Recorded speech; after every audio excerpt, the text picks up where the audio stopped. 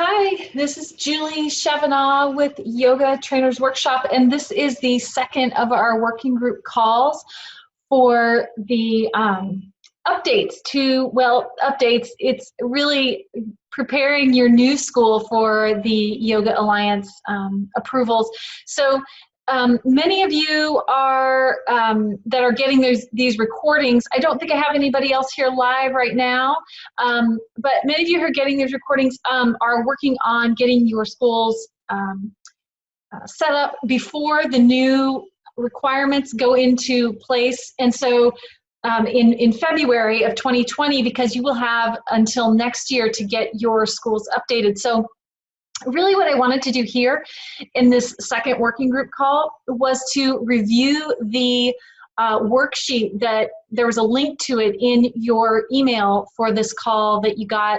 I just wanted to go over that worksheet with you to explain, give you some tips, maybe some ideas on how to organize your materials as you start putting together, organizing your resources as you put together your training materials. I'll get it right at some point.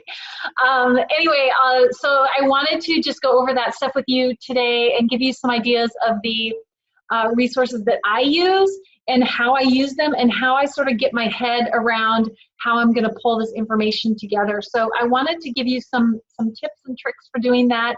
And so I'm going to share my screen so that it'll take me just a minute here. I'm going to share my screen so that we can look at, oops, how am I doing this? Let's see, oh, here we are. I'm going to share my screen. All right, here we are. So if you got the email, this is what the cover looks like. Really, my graphic design skills are, leave much to be desired, but hopefully the information is good that you're getting and that it's useful for you. So I did want to share this information, just kind of give you some ideas. So if you downloaded the worksheet and you're looking at this and you're like, I don't know what she's talking about, I don't know how to use this or why I even got this, this is why. So as you are likely aware, there are different categories in Yoga Alliance for the Yoga Alliance syllabus, right? There's techniques, training, and practice, there's teaching methodology, there's anatomy. There's all these different topics, categories that Yoga Alliance wants you to make sure are part of your yoga teacher training. So when I start putting together my materials, the way I do that is I first look at what I have on hand. If you've been practicing yoga for any length of time, obviously you have, and teaching, if you're like me, you tend to gather a what I call my yoga library, right? These are the books that I've picked up along the way. These are things that I have just accumulated over the years, right? And it runs the gamut from pieces of all of these things are in the variety of books and things that I have and that I've used over the years. I'm just going to zoom in a little bit here so we can take a look at this first one. Oops. Let's see if I can make this happen. Oops. Oh, goodness. Now I'm moving things around. I don't want to be moving around. There we go. Okay. Oops. Okay. User error today.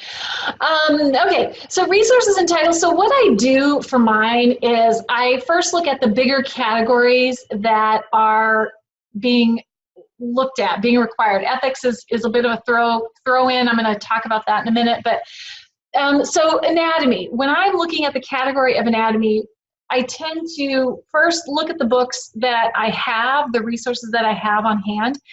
And that's what I'm doing here. I'm just looking at what do I have on hand that covers this topic. In my yoga library, this is actually the book I use in my yoga teacher trainings that I require my students to buy. And that is this Yoga Anatomy. It's a student's manual of yoga anatomy by Sally Parks. This is actually the third book that I've used in my yoga teacher trainings. When I started offering yoga teacher trainings, I actually used one that is an excellent resource that I didn't put in here, but it's an excellent resource from David Coulter and his Yoga Anatomy book. I pull a lot of information from that book. However, it was not a good book to use in class. Most of the students that are in yoga teacher training don't have a background in anatomy, and I at the time, and I still don't claim that I do really, right? There's so much to know. But they do not have a background in anatomy, and so we would go through things and I could see the kind of the glazed over look of, I don't know what we're talking about, kind of a thing. So this book I really like because Sally Parks goes over the postures in great detail. There are 2 pages for every posture. This is Trikonasana, Parivrtta Trikonasana, and that is, she goes over a general overview of the posture. She goes over modifications and how to teach it. Then she goes through the steps of some verbiage you might use. Then on the second page, she actually lists muscles, right? And the prime movers and the antagonists. So I really like this book, not only as a book that I require my trainees to purchase, but also as a book that I use as a reference when creating my materials. It's very much an introduction.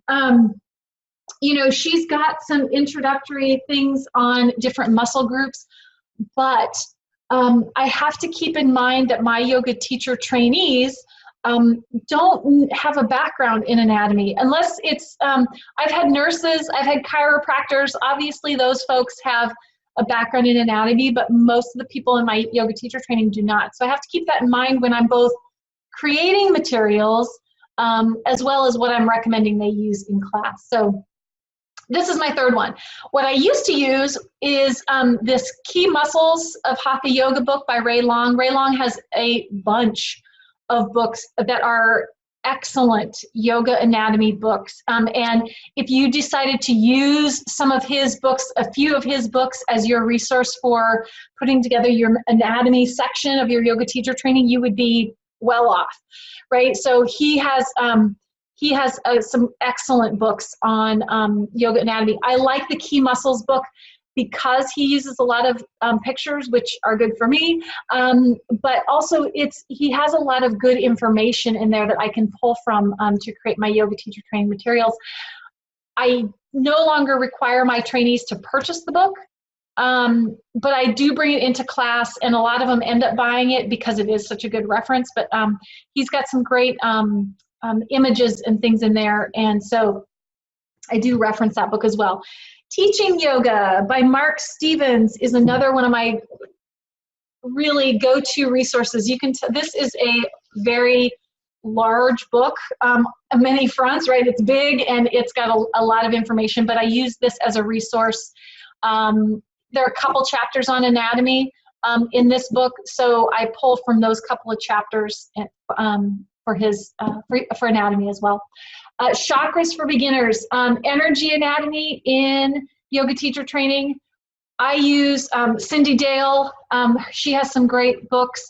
I use Anodea Judith. She has some excellent books. I used to use one of her books in class and have my trainees purchase them, but it was a lot like my initial book with that I used for anatomy, in that it was too much information for yoga teacher training. Again, I bring it. A lot of my trainees end up purchasing the book because it is such a wealth of knowledge. But I use Chakras for Beginners. I reference that. It's a good book for people who don't have any experience with chakras. It's a very down-to-earth, very clear, very simple and straightforward explanation of the chakras and how to see when there are things that are misaligned in chakras. So I really like that, and he's got some great meditations in there as well. But Anodea Judith has some excellent resources that you can use as sort of your information for yoga teacher training if you're trying to put together a manual of information. And again, Cindy Dale's Energy Yoga, another great resource. These are, again, things that I have on hand, and that's where I always start. There are always yoga books that I'm going to want, that I'm going to buy, that I'm going to see, and but I try to start with what I have. For yoga philosophy, I use the Living Gita. I know there are a lot of books, commentary books out there, and so you probably have a favorite, just like everyone has a favorite, right? So pick your favorite, but do use a Bhagavad Gita. That's a very important text, obviously, in yoga. And so some of those commentaries make it much more approachable and understandable for students. So I pull from that as well, both in doing my research as well as in class. The Heart of Yoga. This book, I should just pull it out really quick here. The Heart of Yoga is one that I have like so many like tags on this book and underlined that the whole thing really needs to be highlighted. I love this book.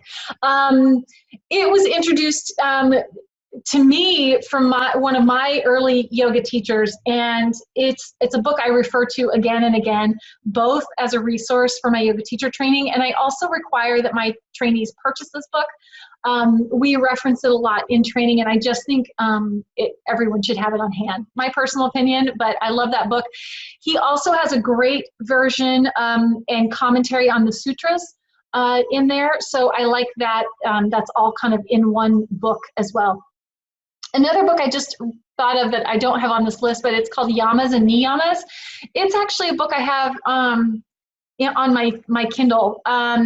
But I love that book as well as a reference to the sutras, because that just focuses on yamas and niyamas, and has a lot of great information and reference that you can use there.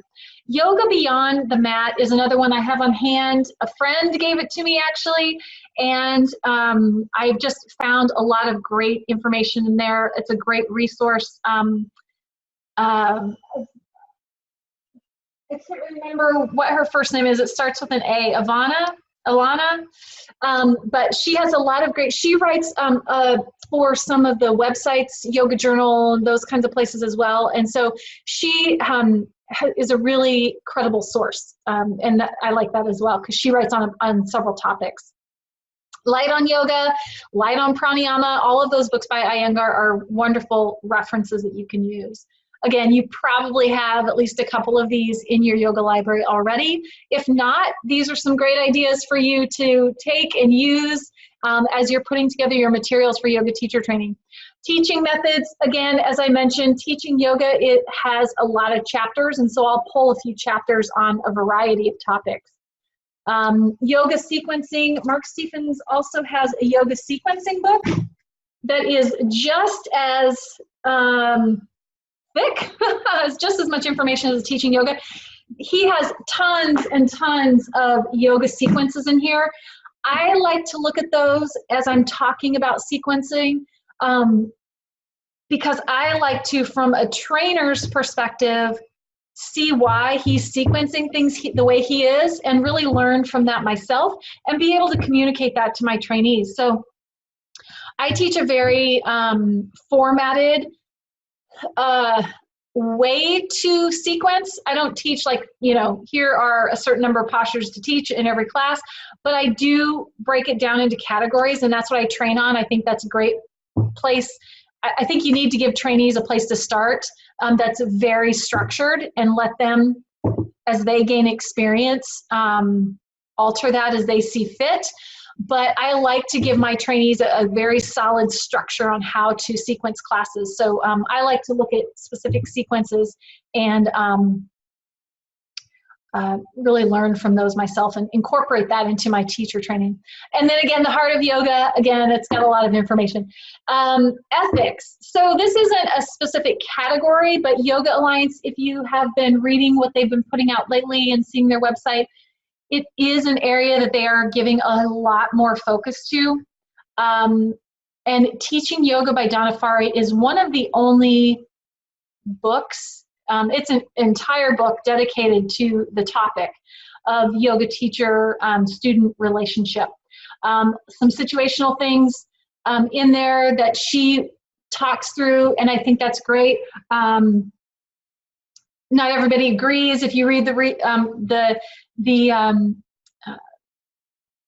reviews on Amazon, not everybody agrees that, you know, they like the book and all that kind of thing. However, if you're looking for resources, right, that's what this is about, looking for resources for your yoga teacher training. It really is a great resource that you can use to add information to your yoga teacher training syllabus and materials. Techniques, training, and practice. So as you can see, I got a little bit, I don't know, lazy maybe. I'm putting all these books in. I use all of these books. So for instance, Techniques, Training, and Practice, I definitely use The Heart of Yoga, Chakras for Beginning, but I also use Teaching Yoga.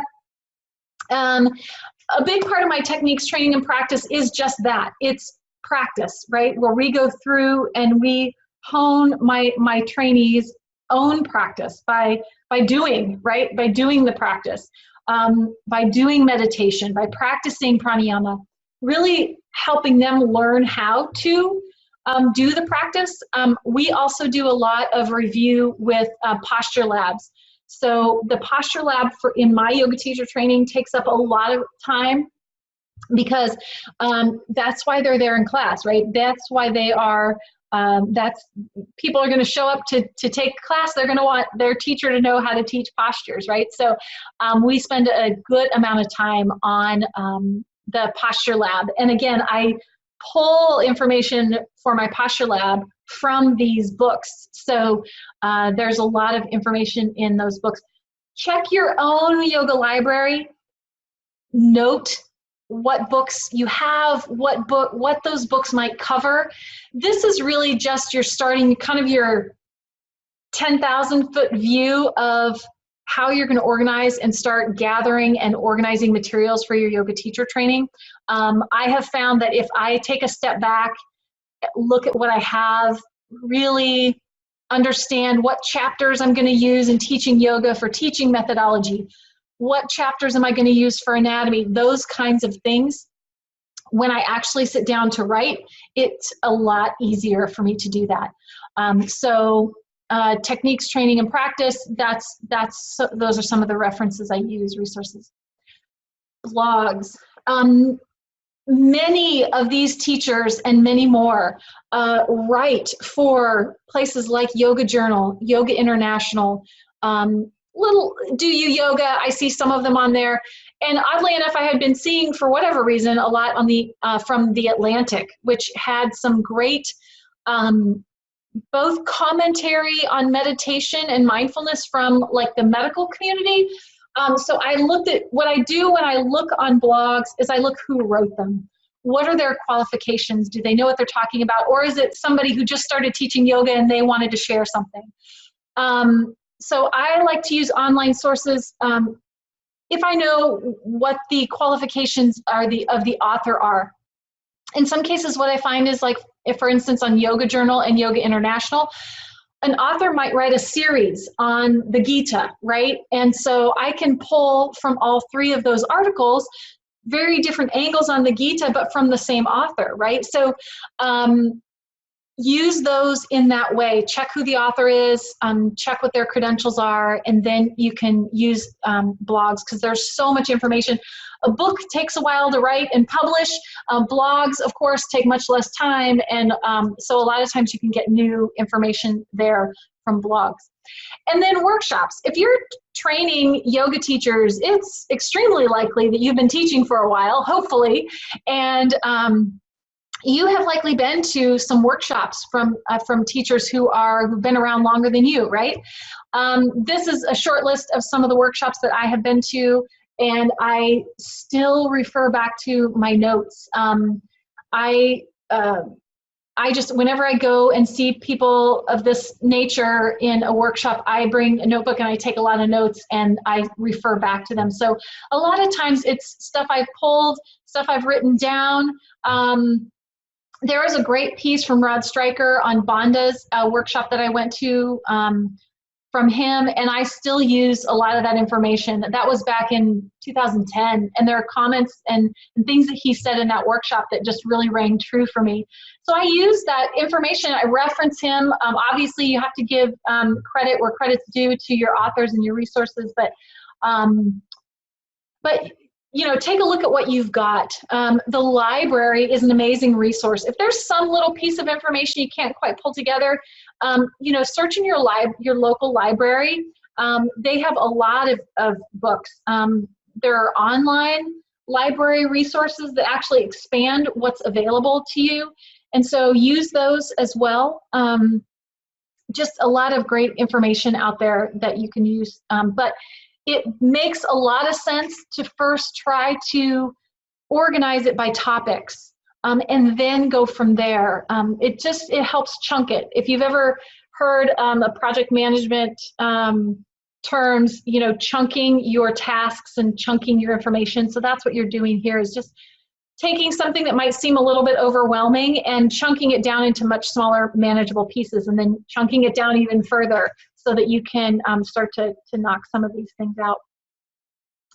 The second type of worksheet that I have in this workbook that you can download is taking each of these books and looking at it in further detail yet. So the Student's Manual of Yoga Anatomy, by Sally Parks. That's what book I'm looking at right here. It's a book, I circled that. It's the category of yoga anatomy, general topics, posture anatomy, as you saw the pictures, cues. I will certainly use those as references for cues. An introduction to body systems. As you saw, she had some introductory pictures there for systems of the body. So I would use this book for those general topics. Then I'm moving down, what specifically? She also has things in there for planes of movement, the specific systems that I'm going to reference from her book, the steps to get in the postures. So I'm going to keep breaking this down into smaller and smaller chunks and more details about how I'm going to use each of these resources. As I mentioned, books like the Teaching Yoga book from Mark Stevens, I may use one of his chapters for yoga anatomy, but he's also got a chapter on teaching yoga. So I will use both of those. I will use that same book for both of those topics, right? So I'm going to reference, I'm going to note which topics. This just all helps me get organized before I start writing and try to sit down in front of a blank piece of paper and a blank screen and try to write something. I want to be as organized and think through some of these things. Typically after this, my next step is to focus on, I'm just going to focus on anatomy, right? So now I've made my notes, I've looked at this, I've considered what resources I have, maybe made notes on what resources I think I might need, but now that I'm writing, I'm going to turn my focus to one specific small little area and start there. And so that I can get my head around that one topic, I can really come into focus about what I might still need, what questions I have. And so that's what I'm going to do there. So that was my intention for these and how to use these worksheets that you can download in the email that I sent out about this meeting.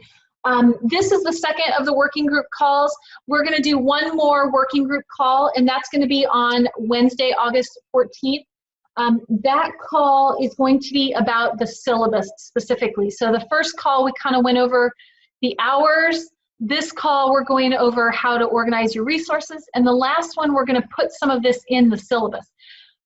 I will include an Excel worksheet on the syllabus and how you can use that to further organize your materials. So I will be sending out an email about that in the coming few days.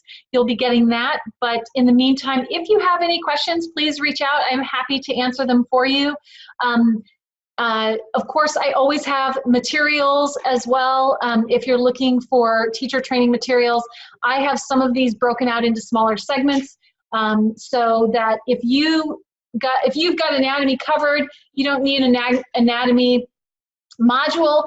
I do have some modules that cover teaching the techniques, training and practice, posture lab, sequencing. And so, you know, reach out, ask me questions about that. I am always developing more modules as well. I'd like to have a library of information that people could kind of pick and choose. So that is where my work is headed. So if there's something you want to see that I know is a priority for you, reach out, and you know, I'll move those things around on my priority list as well. So hope this was helpful for you. All right, I will see you in a couple weeks. Thanks so much.